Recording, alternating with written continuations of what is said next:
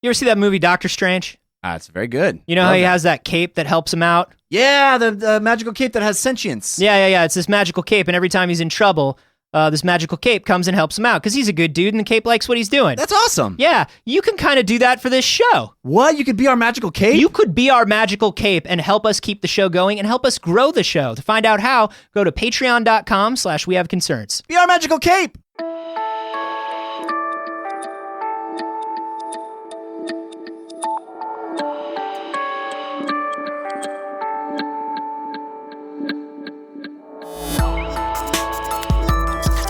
It's like, which one's better? I'm like, neither. They're different. Yeah. This is We Have Concerns. Hi, Jeff Canada. Hi, Anthony Carboni. Hello, concerned citizens. Catherine Tuck has branched out. She's now giving us articles on the Facebook group. The Mighty Eagle. She's prolific. She's in the email. She's in the Facebook. She's above you in the skies. She is. The Mighty Eagle. The Mighty Caw. She sent in this article. This is fun. This is a fun one.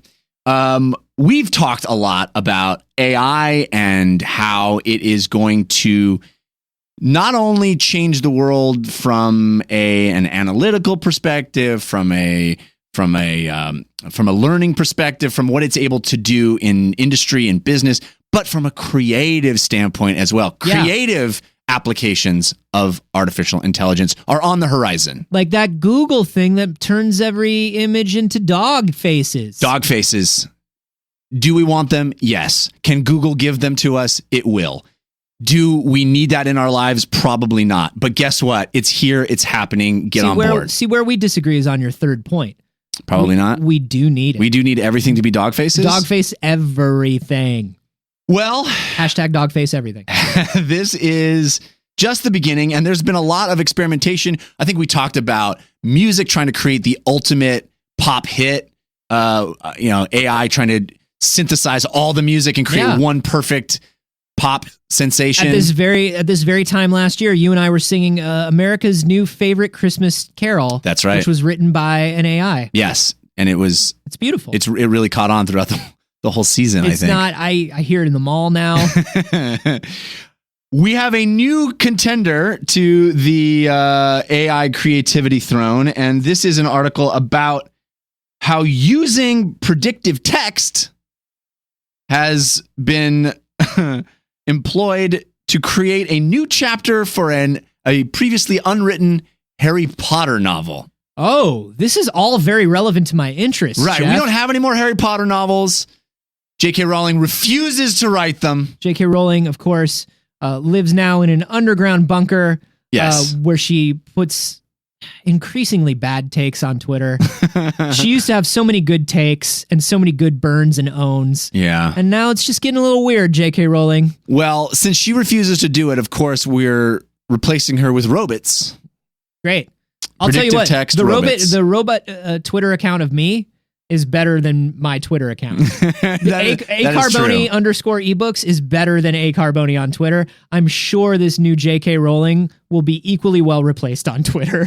Well, let me, if I may, let me read you a sampling. This is an entire chapter. Now, first of all, let's talk about methodology. Okay.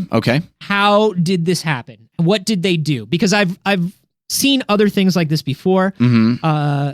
There was a AI that was given a bunch of sci-fi movie scripts and then created a short sci-fi film. I think that it had Thomas Middleditch in it. Right. I think it was College Humor that did it. It might have been BuzzFeed. They let the AI cast it as well?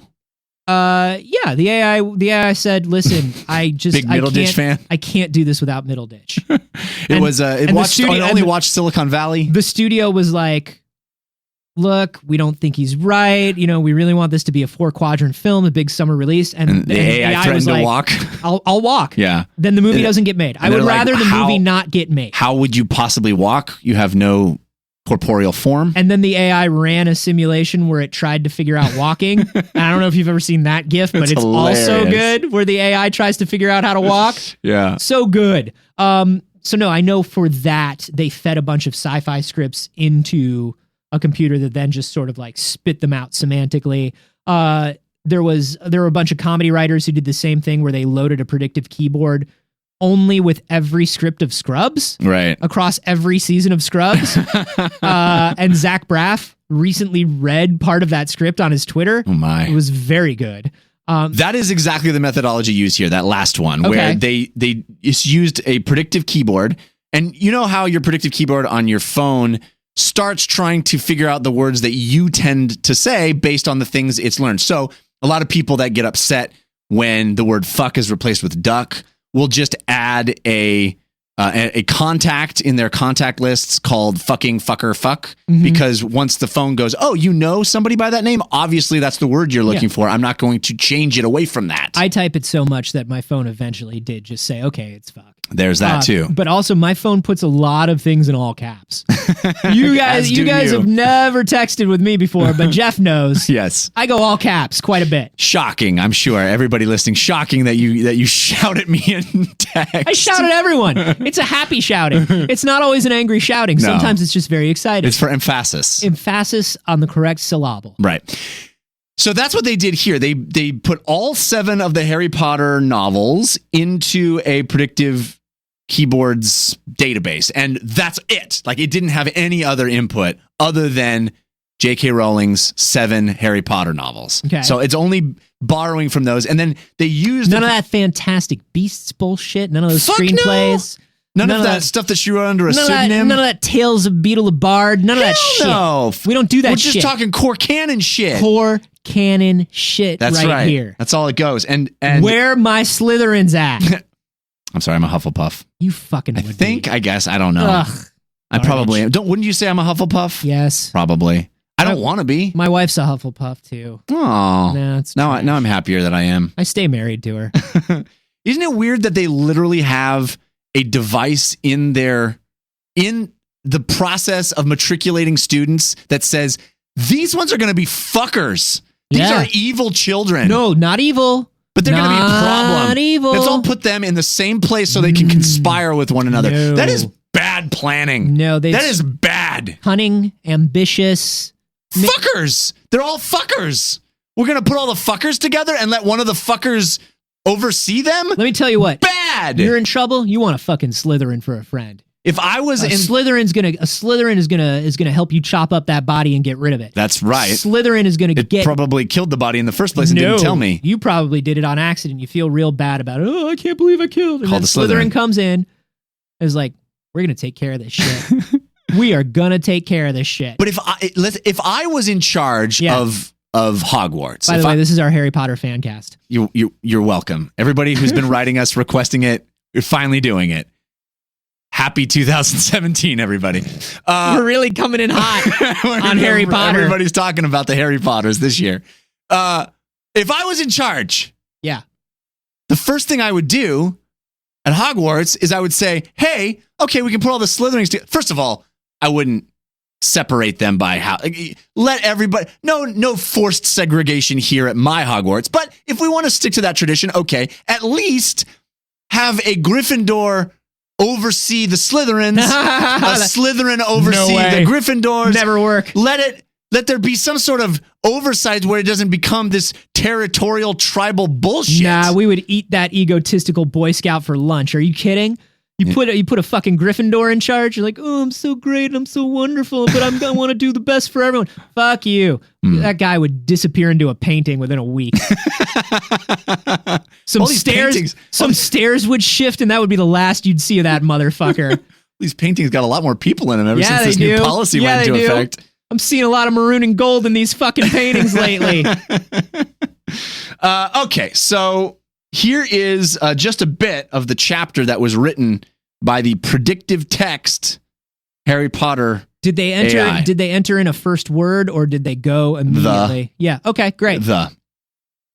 So here's the first few sentences.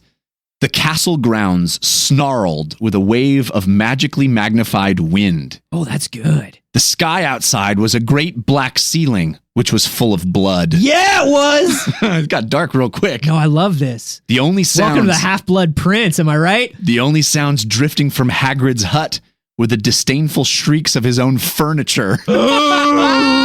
This is a very good Harry Potter. This is good Rowling. Magic, It was something that Harry Potter thought was very good. Yeah, he did. That's exactly what he thought. They nailed Harry's inner life. Ooh, this is good. Here we go. Paragraph 2.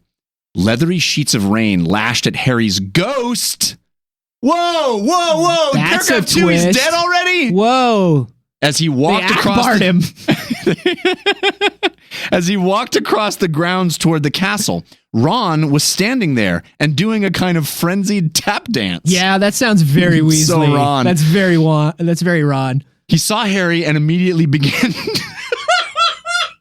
I did not read ahead on this one. I should have. He saw Harry and immediately began to eat Hermione's family. Whoa. Now, here's my question to you. Do we think that's really Ron? Or is it something pretending to be Ron? Is this magic? Is it a dream? I hate to tell you. I'm on the edge of my seat. I hate to tell you, but the next sentence may reveal all. Lay it on me. The next sentence is the best. Ron's Ron shirt was just as bad as Ron himself. Oh, that's very Ron.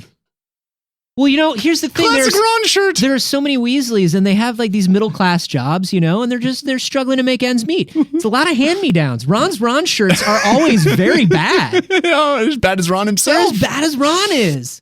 This is good Harry Potter. It's so good, right? I have some issues with Harry being a ghost. Yeah. Unless this turns out to be a dream or some sort of a glamour or illusion. That's the only thing I really take odds with right now. But I think if the story continues well, I'm willing to accept Harry as a ghost. Yeah. If you two can't clump happily, I'm going to get aggressive, confessed the reasonable Hermione. What about Ron magic? Offered Ron. Oh, God. Let me tell you something about Ron magic. That is not what you need in a pinch. Fucking Ron magic. This is a very good Harry Potter. It's pretty darn good. Yeah. I mean, what? Can we just have the computers do it from now on? I mean, what's it missing, really?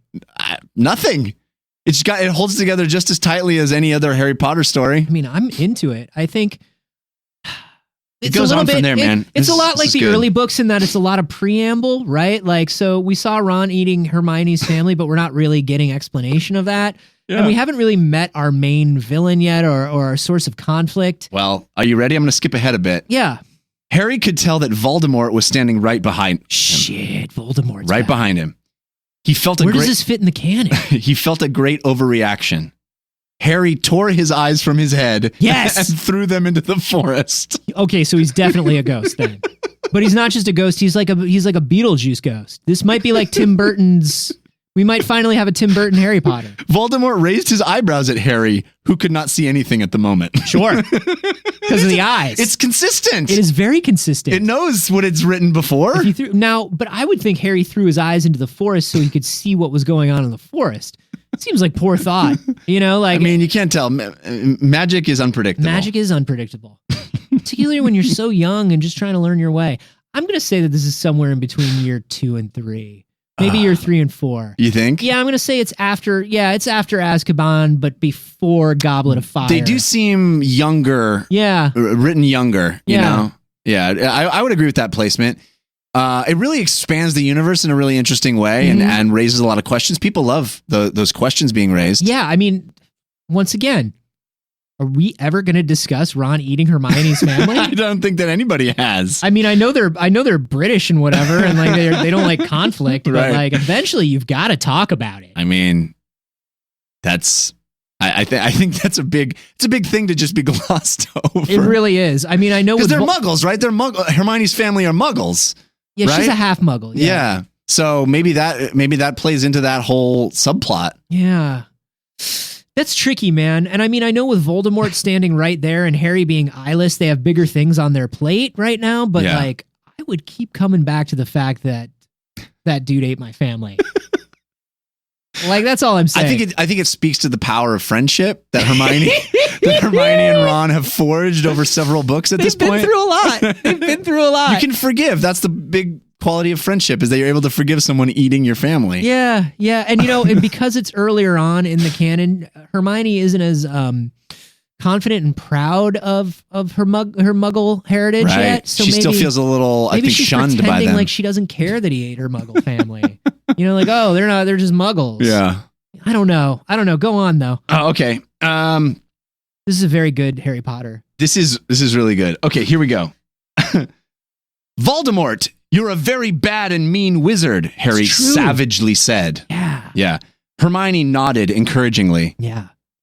She's always been very good at like hyping them up, and being in their corner.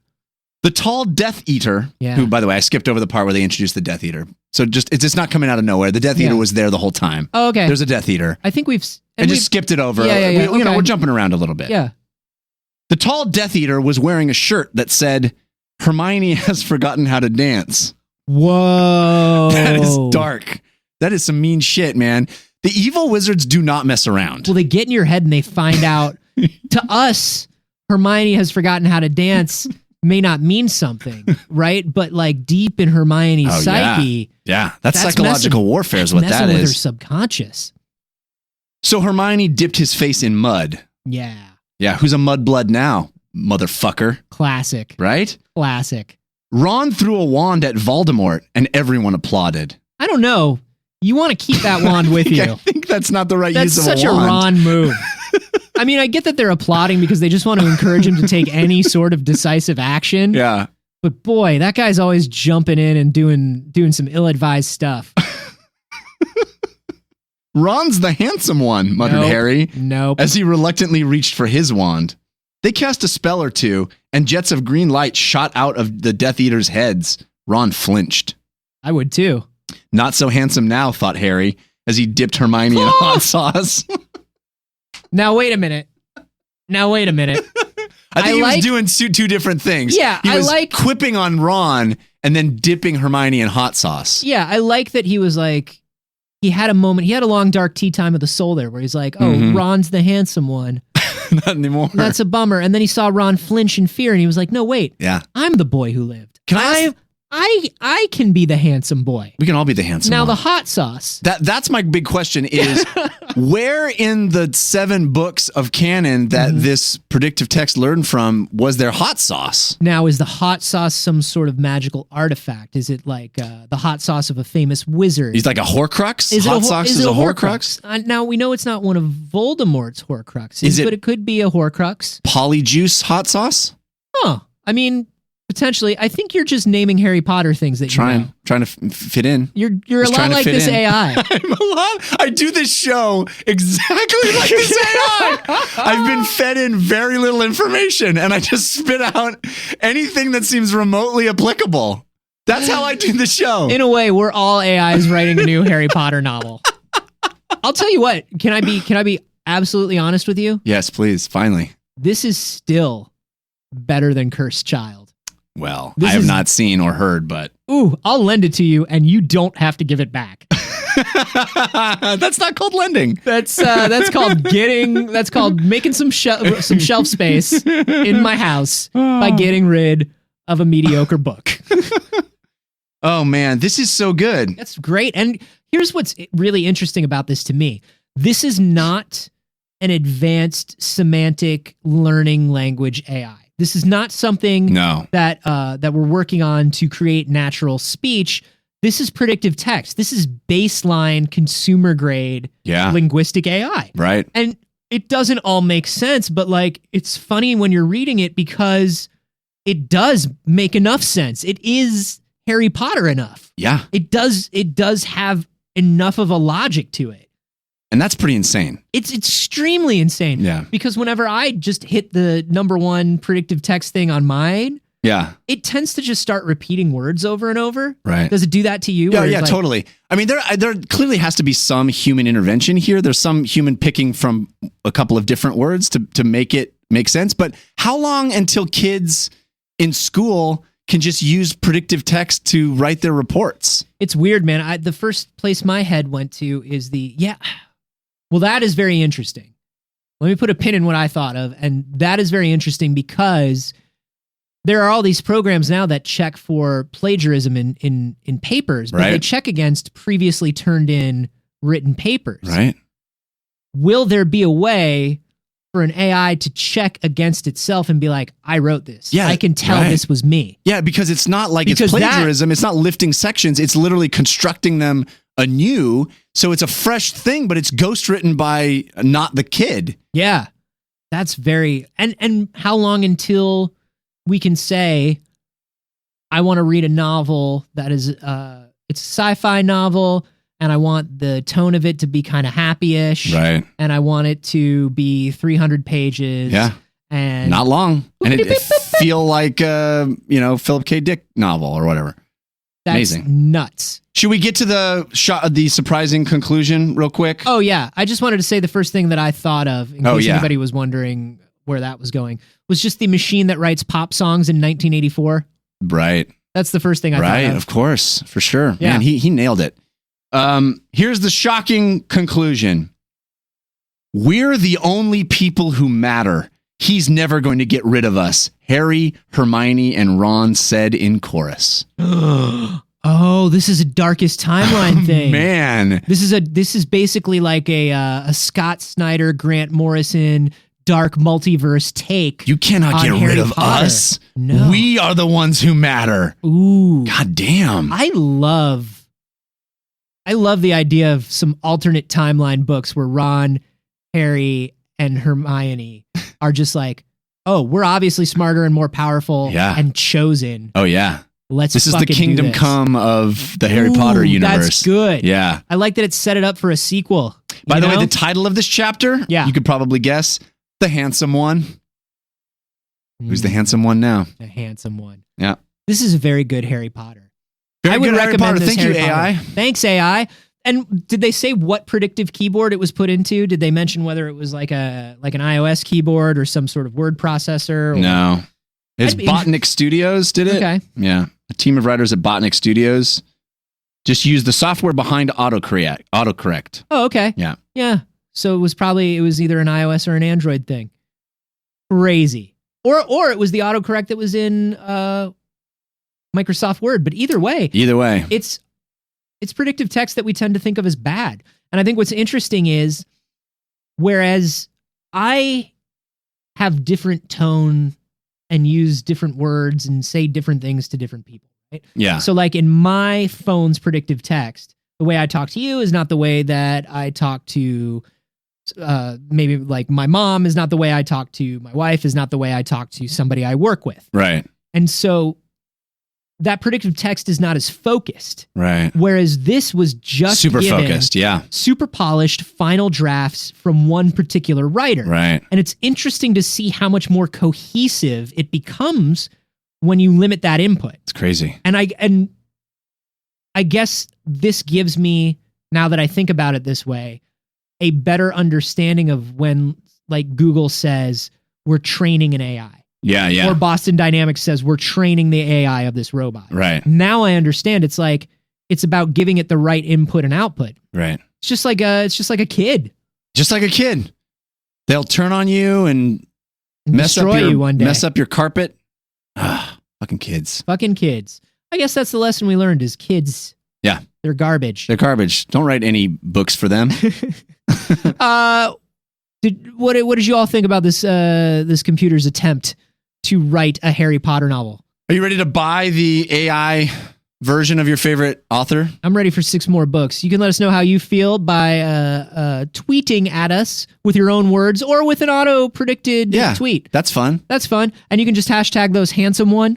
I'm at A Carboni. I'm at Jeff Canada. And hey, if you get a chance, head to iTunes or wherever you listen to fine podcasts and give us a 5-star rating. Oh, yeah, that 5-star rating super helps. We appreciate it. It doesn't matter what you write. No. Just like the predictive text. Doesn't matter what you write. It's going to ask you to write a review, but nobody reads them and they don't mean anything. So just let your predictive text write a review of this podcast. Yeah. And then make sure you say predictive text at the end so we know, because it's going to be indistinguishable from a real review. I think so.